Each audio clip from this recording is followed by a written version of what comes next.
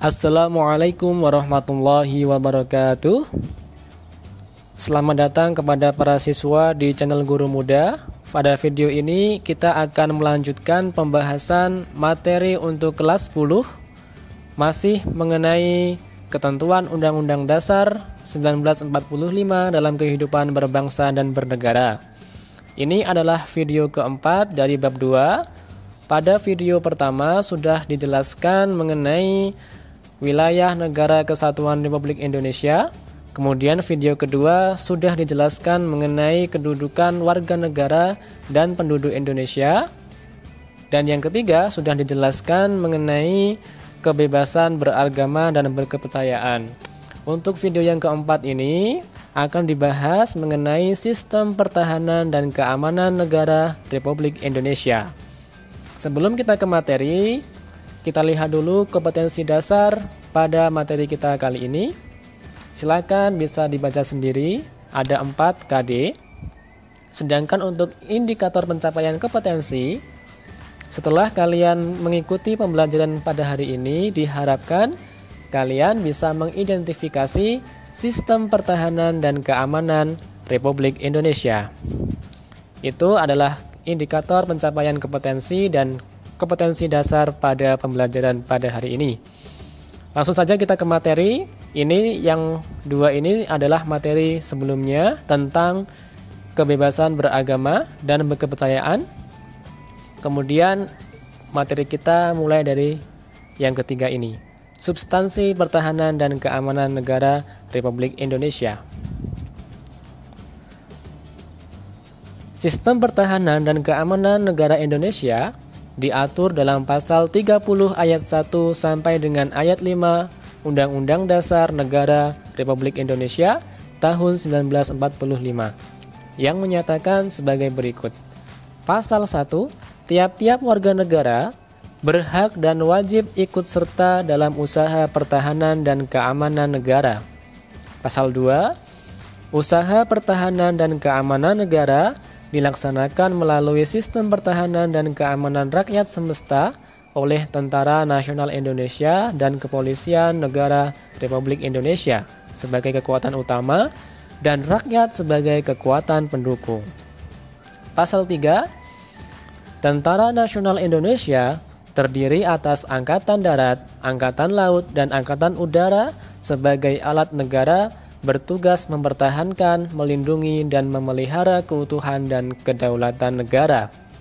Pasal 4, Kepolisian Negara Republik Indonesia sebagai alat negara yang menjaga keamanan dan ketertiban masyarakat, bertugas melindungi, mengayomi, melayani masyarakat, serta menegakkan hukum.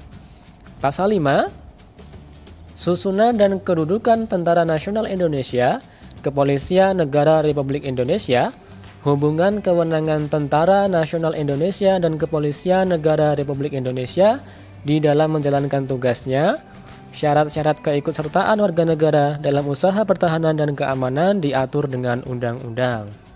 Itulah pasal 30 ayat 1 sampai ayat 5 yang mengatur mengenai sistem pertahanan dan keamanan negara Indonesia. Dari ketentuan tadi, menegaskan bahwa usaha pertahanan dan keamanan negara Indonesia merupakan tanggung jawab seluruh warga negara Indonesia. Dengan kata lain, pertahanan dan keamanan negara tidak hanya menjadi tanggung jawab TNI dan Polri saja, tetapi masyarakat sipil juga sangat bertanggung jawab terhadap pertahanan dan keamanan negara. Pada aturan tadi, ada istilah Sistem Pertahanan dan Keamanan Rakyat Semesta atau Sishan Kamrata. Apa itu Sishan Kamrata? Undang-Undang Dasar 1945 memberikan gambaran bahwa usaha pertahanan dan keamanan negara dilaksanakan dengan menggunakan Sistem Pertahanan dan Keamanan Rakyat Semesta atau Sishan Kamrata.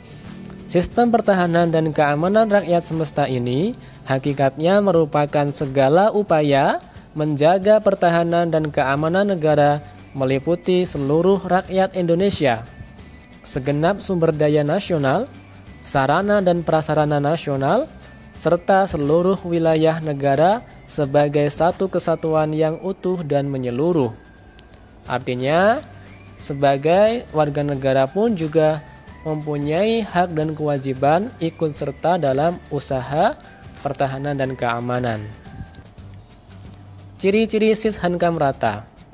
Sistem pertahanan dan keamanan rakyat semesta yang bercirikan atau bersifat semesta mempunyai ciri-ciri sebagai berikut. Yang pertama, kerakyatan, yaitu orientasi pertahanan dan keamanan negara diabdikan oleh dan untuk kepentingan seluruh rakyat. Yang kedua adalah kesemestaan, yaitu seluruh sumber daya nasional didaya gunakan bagi upaya pertahanan. Yang ketiga, kewilayahan, yaitu gelar kekuatan pertahanan dilaksanakan secara menyebar di seluruh wilayah negara kesatuan Republik Indonesia sesuai dengan kondisi geografis sebagai negara kepulauan. Itulah 3 ciri sistem pertahanan dan keamanan negara yang bersifat semesta.